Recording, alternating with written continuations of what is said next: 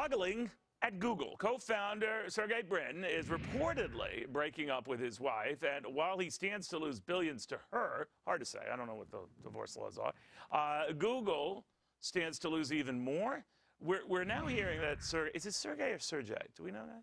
I'd never like to mispronounce it because, you know, you never want to offend billionaires. Anyway, we're now hearing that Sergey is dating the marketing manager for Google Glass. That's the company behind those goofy glasses that Google is betting big time on.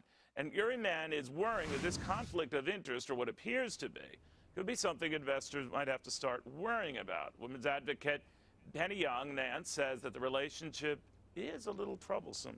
Why, Penny?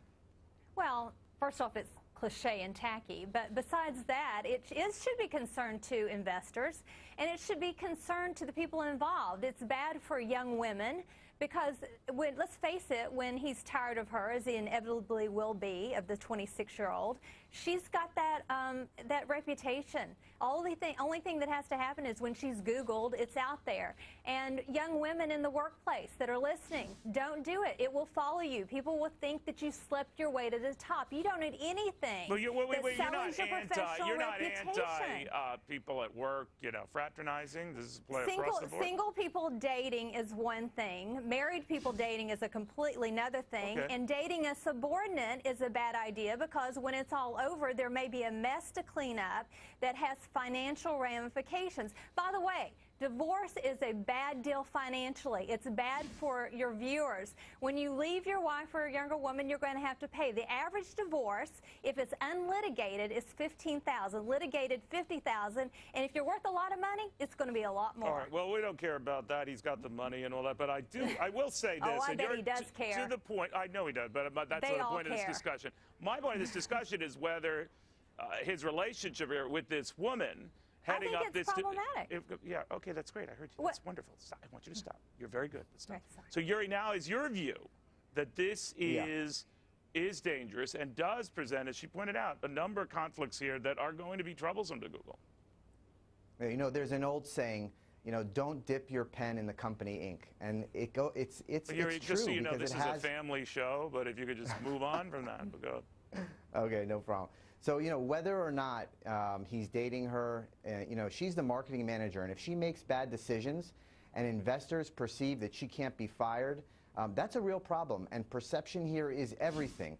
And, you know, there's nothing new about this. This has happened several times. Even in the past year, multiple CEOs have resigned because of accusations of dating employees. You know, just recently, the CEO of Restoration Hardware, during their public offering, was asked to resign because he was accused of dating an employee. And it turns out, number one, he wasn't even having an affair. And number two, he was dating a former employee, somebody who wasn't even employed. And, you know, others like the CEO of HP, the CEO of No, you're Best quite Buy, right. There's a lot of history and precedent. And to Penny's point, maybe a worrisome issue with that. But, Penny, I'm wondering then, what if they go the other way to show that there is sort of at work a hands-off relationship? If the business doesn't measure up, you're out. It's impossible, you said? I think it's impossible.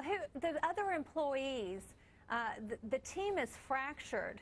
When there inevitably will be, you know, a different relationship, certainly much more emotional ties to this one employee over the others. How can you possibly think that your work is judged fairly when put up against someone's lover?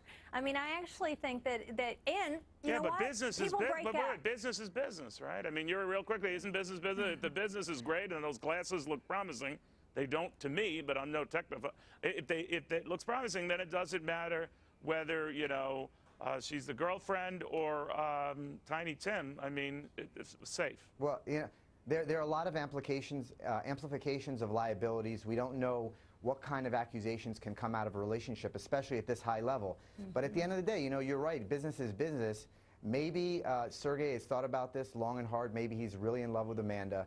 And maybe their love will help blossom this new product and take Google to new heights. Love is in the Neil, air. he should have spent 5 minutes Googling why not to have an affair with someone you work with. He would have come up with all kinds of good reasons not to have done it. All right, you seem very angry, but I can see what's going on. I'm kidding. I'm Guys, passionate. thank you. Indeed you are. Thank you both very, very much. In the meantime, hey, Jamie, you know, instead of pumping wells, maybe you should try pumping gas, because after that doozy of a trade that's going to probably end up costing you $100.